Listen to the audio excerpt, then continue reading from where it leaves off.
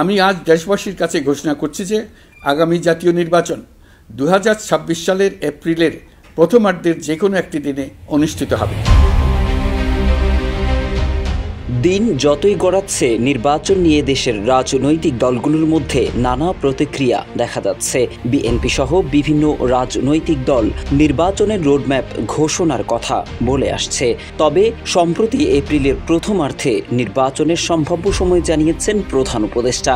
এবার এপ্রিলের নির্বাচন নিয়ে মন্তব্য জানালেন এনসিপি নেতা সার্জিস আলম। এদিকে আগে সংস্কার নাকি নির্বাচন তা নিয়ে ভিন্ন ভিন্ন প্রতিক্রিয়া দেখা গেছে রাজনৈতিক দলগুলোর মধ্যে। এ ব্যাপারে জাতীয় নাগরিক পার্টির উত্তরাঞ্চলের মুখ্য সংগঠক সার্জিস আলম বলেছেন, সংস্কার সম্পূর্ণ হলে এপ্রিলে নির্বাচন নিয়ে তাদের দ্বিমত নেই। 9 জুন দুপুরে পঞ্চগড় শহরের চৌরঙ্গিতে এনসিপির উত্তরাঞ্চলের মুখ্য সংগঠক এ মন্তব্য করেন। ওয়ালটন আবারো মিলিয়নিয়ার অফারে ওয়ালটন ফ্রিজ কিনে আপনিও হয়ে যেতে পারেন মিলিয়নিয়ার। দৃশ্যমান বিচারিক প্রক্রিয়া, মৌলিক সংস্কারগুলো এবং নির্বাচনকালীন কিছু সংস্কার প্রয়োজন রয়েছে বিচার বিভাগের, আইন শৃঙ্খলা রক্ষাকারী বাহিনীর, নির্বাচন কমিশনের। এগুলো সম্পন্ন হলে এপ্রিলে নির্বাচন নিয়ে আমাদের কোনো দ্বিমত নেই।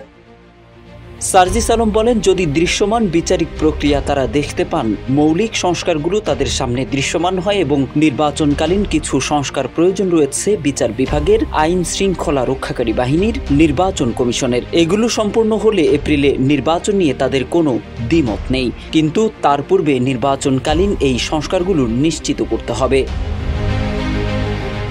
তিনি আরও বলেন, বাংলাদেশের রাজনীতিতে আমরা সবসময় দেখে এসেছি নির্বাচনকালীন সময় ক্ষমতার অপব্যবহার করা হয়, কালো টাকার পেশি শক্তির অপব্যবহার করা হয়। আমরা এই অভ্যুত্থান পরবর্তী বাংলাদেশে এই নির্বাচনে লেভেল প্লেয়িং একটি ফিল্ড দেখতে চাই, যেখানে ছোট দল হোক বড় দল হোক সবাই তাদের জায়গা থেকে স্বচ্ছ এবং সুষ্ঠু একটি নির্বাচন একদম স্বয়ংক্রিয় এবং স্বয়ংসম্পূর্ণভাবে এই নির্বাচনগুলোতে তারা অংশগ্রহণ করতে পারবে।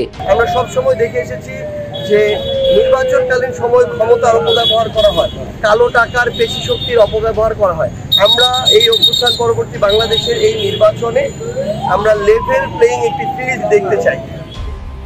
সার্জিস বলেন, রাজনৈতিক শক্তি আর সাংগঠনিক শক্তি সমান নয়, কেউ যেন কারো দ্বারা এখানে ক্ষমতার অপব্যবহারের শিকার না হয়। তিনি আরও বলেন, অপ্রীতিকর ঘটনাগুলো আমরা বিগত নির্বাচনগুলোতে ভোট কেন্দ্র থেকে শুরু করে নির্বাচনী এলাকায় দেখেছি।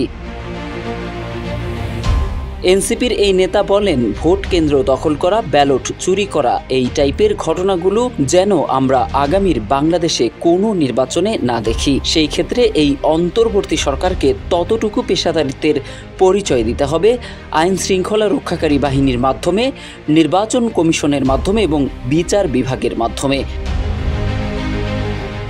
সার্জিস আলম আরও বলেন, আগামী 2 থেকে 3 মাসের মধ্যে বাংলাদেশের প্রতিটি ওয়ার্ডে জাতীয় নাগরিক পার্টির সাংগঠনিক আহ্বায়ক কমিটি থাকবে এবং সেটার মধ্য দিয়ে অটোমেটিক তাদের নির্বাচন কেন্দ্রিক প্রস্তুতি সেটি তারা মনে করেন স্বয়ংক্রিয়ভাবে অনেকটাই সম্পন্ন হবে।